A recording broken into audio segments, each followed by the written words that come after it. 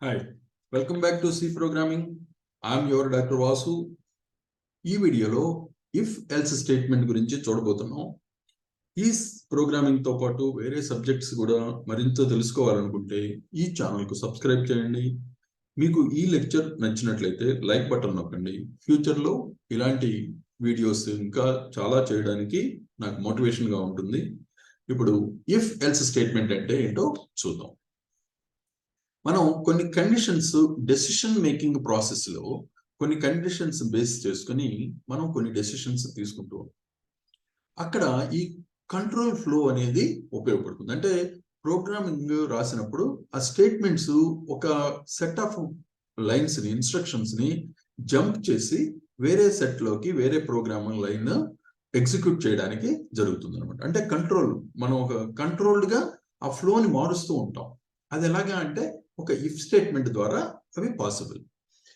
ఈ decision making ఎలా ఉంటుందంటే ఒక కండిషన్ మనం టెస్ట్ చేసినప్పుడు అది కనుక కరెక్ట్ అయితే ట్రూ అయితే కొన్ని ఎగ్జిక్యూట్ చేస్తాం కొన్ని స్టేట్మెంట్స్. ఎలా అంటే సపోజ్ అది రెయిన్ పడుతుంది అనుకుందాం, అప్పుడు ఏం చేయాలి? అది కరెక్ట్ ట్రూ, రెయిన్ పడుతుంది ఇప్పుడు, అప్పుడు ఒక అంబ్రెల్లా తీసుకువెళ్ళాలి, ఓకే, లేదా ఒక రెయిన్ కోట్ వేసుకువెళ్ళాలి, లేదా ఒక నంబరు లెస్ దాన్ 0 ఉంది అనుకుందాం, అంటే నెగిటివ్ నంబర్ అన్నారు.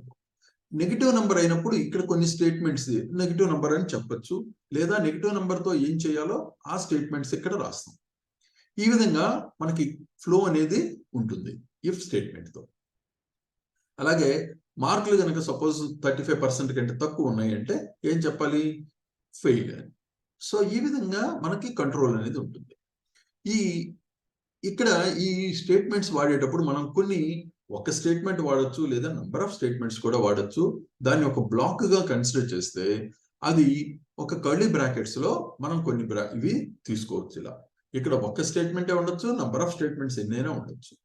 సో ఈ బ్లాక్ ఆఫ్ స్టేట్మెంట్స్ ఎగ్జిక్యూషన్ జరుగుతుంది.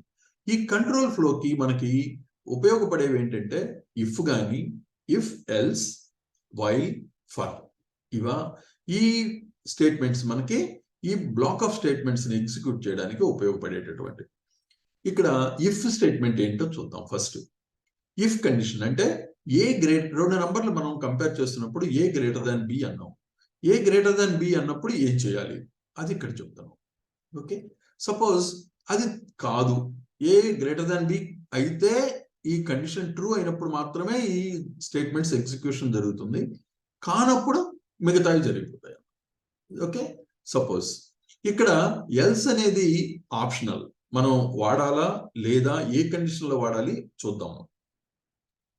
ఇక్కడ ఇఫ్ కండిషన్ కి మనం ఒక ఫ్లో చార్ట్ కనుక చూస్తే ఎలా ఉంటుందంటే ఒక కండిషన్ మనం టెస్ట్ చేసినప్పుడు అది ట్రూ అయితే ఒక సెట్ ఆఫ్ స్టేట్మెంట్స్ ని మనం ఎగ్జిక్యూట్ చేస్తాం. ఓకే, అక్కడి నుంచి బయటకు వచ్చేసి ఇక్కడ మిగతా స్టేట్మెంట్స్ ఇంకొన్ని ఉండొచ్చు, ఉండకపోవచ్చు, అదే ఎండ్ ఆఫ్ ద ప్రోగ్రామ్ అవ్వచ్చు. సో మిగతా స్టేట్మెంట్స్ ఏమైనా ఉంటే అవి ఎగ్జిక్యూషన్ జరుగుతుంది. సపోజ్ ఇది కనుక ఫాల్స్ అయితే ఇంకేం చేయదు అనమాట. అంటే ఈ స్టేట్మెంట్స్ ని జంప్ చేసి ఇదేం చేయకుండా ఇక్కడి నుంచి డైరెక్ట్ గా ఒక ఈ స్టేట్మెంట్స్ దగ్గరికి వచ్చేస్తుంది.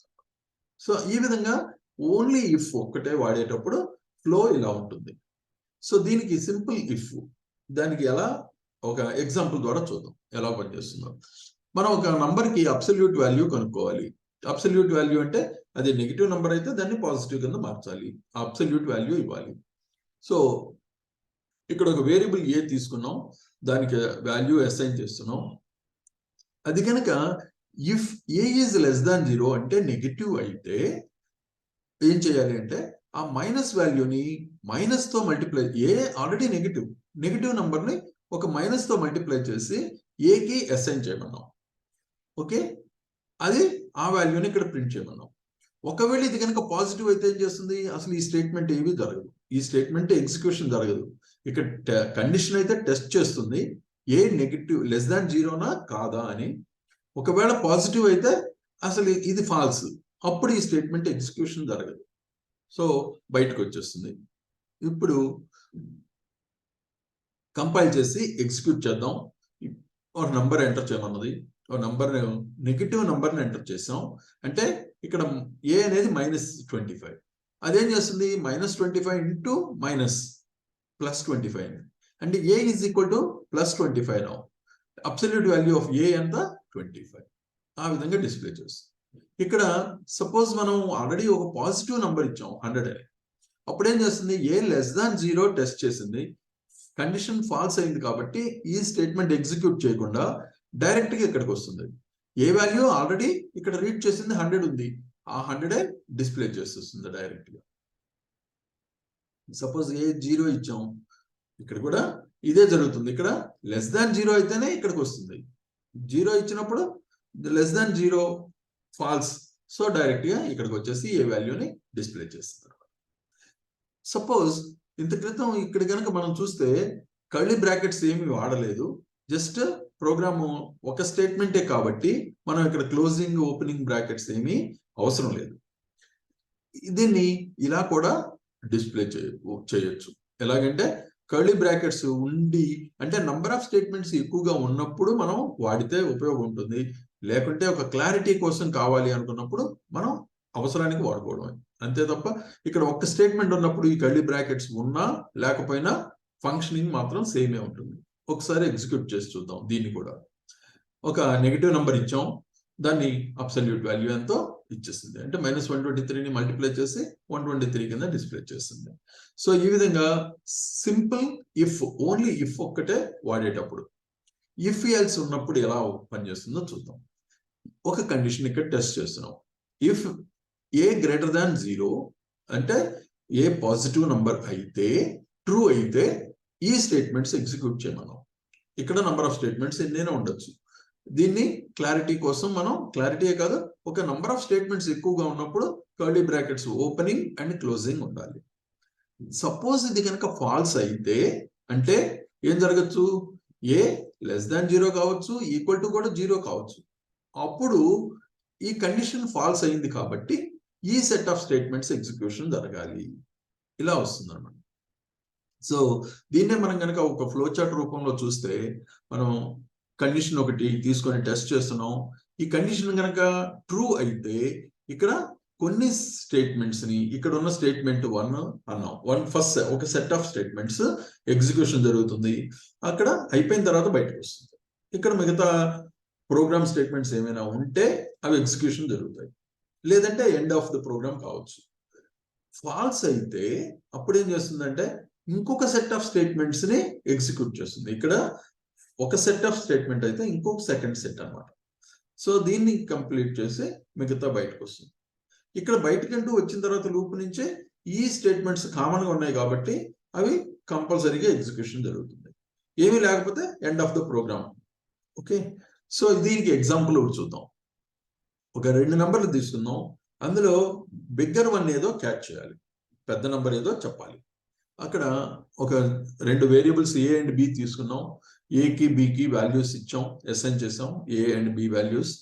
ఇక్కడ if A greater than B అయితే, ఒకవేళ ఏ పెద్దది అయితే ఇక్కడ ఏం చెప్తున్నాం, print A is bigger than B, bigger than B అని చెప్పాం. ఎల్స్ ఒకవేళ కాకపోతే అంటే ఏమవచ్చు, ఈక్వల్ టు 0 కావచ్చు, లెస్ దాన్ 0 కావచ్చు, ఏ లెస్ దాన్ బి అయి ఉండాలి. అప్పుడు ఏం చేస్తుంది, else B is bigger than A అని చెప్తుంది. సో ప్రోగ్రామ్ క్లోజ్ చేసాం, కంపైల్ చేసి ఎగ్జిక్యూట్ చేస్తే ఏ వాల్యూ బి వాల్యూ అడిగింది, మనం 10 20 ఇచ్చాం, 20 పెద్దది కాబట్టి B is bigger than A అని చెప్తుంది. ఇదే ప్రోగ్రామ్ మళ్ళీ కంటిన్యూ చేసి ఎగ్జిక్యూట్ చేస్తే ఏ వాల్యూ 60 ఇచ్చాం, బి ఏమో 33 తక్కువ ఇచ్చాం, అంటే ఏ పెద్దది ఇక్కడ. అప్పుడు ఏం జరగాలి, A greater than B condition satisfy అయింది కాబట్టి ఈ స్టేట్మెంట్ జరిగి ఏ బిగ్గర్ దాన్ బి అని డిస్ప్లే రావాలి. సో ఈ విధంగా మనకి డిస్ప్లే వస్తుంది. ఇఫ్ ఎల్స్ వాడేటప్పుడు మనం కొన్ని కండిషన్స్ అబ్జర్వ్ చేద్దాం. సపోజ్ మనం ఒక నంబరు ఈవెన్ ఆర్డర్ టెస్ట్ చేయాలి. అప్పుడు ఏం చేస్తున్నాం అంటే రిమైండర్ 0తో కంపేర్ చేస్తున్నాం. రిమైండర్ కనుక 0 అయితే equal to, if it is equal to 0 then ఈ నంబర్ ఈజ్ ఈవెన్. ఓకే, ఇక్కడ ఒక కండిషన్ టెస్ట్ చేసాం. దీన్నే ఇంకా ఎలా రాయొచ్చు అంటే if reminder not equal to 0 కాకపోతే అప్పుడు ఆడ్ నంబర్ అన్నాం. ఇది కండిషన్ ఒకటే, అంటే రిమైండర్ అనేది వాల్యూని కండిషన్ 2 రకాలుగా టెస్ట్ చేస్తాం. ఇది ఈక్వల్ టు జీరోనా కాదా అని, ఇక్కడ నాట్ ఈక్వల్ టు జీరోనా కాదా అని టెస్ట్ చేస్తాం. దీన్నే ఈ ప్రోగ్రామ్ నే సింపుల్ గా మనం ఇక్కడ 2 కండిషన్స్ టెస్ట్ చేయకుండా ఏం చేయొచ్చు అంటే, ఈక్వల్ టు జీరో అయితే ఈవెన్ అనుకున్నాం, కాకపోతే ఎల్స్, కాకపోతే ఆడ్ అని చెప్పాం. అంటే ఇక్కడ కండిషన్ మళ్ళీ టెస్ట్ చేస్తున్నాం.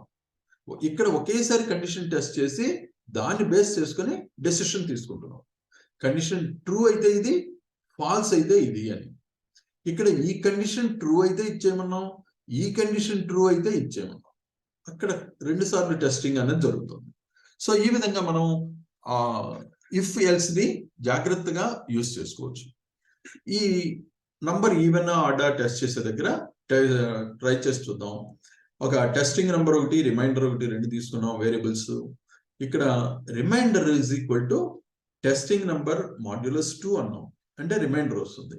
ఈ రిమైండర్ కనుక 0 అయితే ఈవెన్ అని చెప్పమన్నాం. మళ్ళీ రిమైండర్ నాట్ ఈక్వల్ టు 0 అయితే ఆడ్ నెంబర్ అని చెప్పమన్నాం. కంప్లీట్ చేసాం. కంపైల్ చేసి రన్ చేసినప్పుడు ఇక్కడ నంబరు ఎంటర్ చేయమన్నది. మనం 50 ఇచ్చామంటే ఈవెన్ నంబర్. ఈవెన్ నంబర్ అయినప్పుడు ఇది రిమైండర్ 0 అవుతుంది, నంబర్ ఈజ్ ఈవెన్ అని చెప్పాలి. So the number is even అని వస్తుంది డిస్ప్లే. ఓకే, సపోజ్ ఇదే ప్రోగ్రామ్ కంపైల్ చేసి మళ్ళీ ఎగ్జిక్యూట్ చేసినప్పుడు సపోజ్ 25 ఇచ్చాం, అంటే ఆడ్ నంబర్. ఇక్కడ ఏం చేస్తుందంటే రిమైండర్ ఈజ్ ఈక్వల్ టు 0 కాదు, ఎందుకంటే రిమైండర్ ఇక్కడ 1 అవుతుంది. ఈక్వల్ టు 0 అని టెస్ట్ చేసింది కాదు, కాబట్టి ఇది ఎగ్జిక్యూట్ చేయదు. మళ్ళీ ఇక్కడికి వచ్చి రిమైండర్ నాట్ ఈక్వల్ టు 0నా కాదా అని టెస్ట్ చేస్తుంది. ఇది కాదు కాబట్టి అప్పుడు ఇది ఎగ్జిక్యూట్ అవుతుంది. అంటే ఇది ట్రూ, కండిషన్ ట్రూ అయింది కాబట్టి ఇది ఎగ్జిక్యూట్ అయ్యి ఇక్కడ డిస్ప్లే ఆడ్ అని వస్తుంది. సో ఈ విధంగా మనకి 2 సార్లు ఒకే దీన్ని 2 సార్లు టెస్ట్ చేస్తాం. సింపుల్ గా కూడా రాయొచ్చు. ఎలాగంటే if remainder is equal to 0 అంటే ఈవెన్ నెంబర్ అని చెప్పాం. ఎల్స్ కాకపోతే, ఇక మళ్ళీ కండిషన్ అవునా కాదా టెస్ట్ చేయట్లా, ఒకవేళ అయితే ఇది కాకపోతే ఇది అంటున్నాం. సో ఈ విధంగా ఆడ్ నెంబరు అని టెస్ట్ చేయొచ్చు. సపోజ్ 214 ఈవెన్ నెంబర్ ఇచ్చాం, ఈవెన్ నెంబర్ అని చెప్తుంది. ఇక్కడే ఎగ్జిక్యూషన్ జరిగి ఇక ఫర్దర్ ఇక్కడ రాదు. ఈ లూప్ ఫ్లో ఎలా ఉంటుందంటే, ఇది ఒకసారి ట్రూ అయిన తర్వాత ఇక్కడ ఉన్న స్టేట్మెంట్స్ ఎగ్జిక్యూషన్ జరిగి లూప్ అయిపోయిన తర్వాత లూప్ నుంచి బయటకు వచ్చేస్తుంది. అంతేకాని ఇక అసలు ఇక్కడికి రావడం టెస్ట్ చేయడం కానీ జరగదు. సపోజ్ ఒక ఆడ్ నెంబర్ ఇచ్చాం, ఆడ్ నెంబర్ అని చెప్తుంది. నెక్స్ట్, సో ఈ విధంగా మనం ఇఫ్ ఎల్స్ స్టేట్మెంట్స్ ని చూసాం. వీటి కంటిన్యూయేషన్ ఇంకా నెక్స్ట్ వీడియోలో చూద్దాం. ఈ టాపిక్ మీకు బాగా అర్థమైంది అనుకుంటున్నాను. మీకు ఏమైనా క్వశ్చన్స్ కానీ సజెషన్స్ కానీ ఏమైనా ఉంటే కామెంట్స్ రూపంలో తెలపండి. Thank you very much.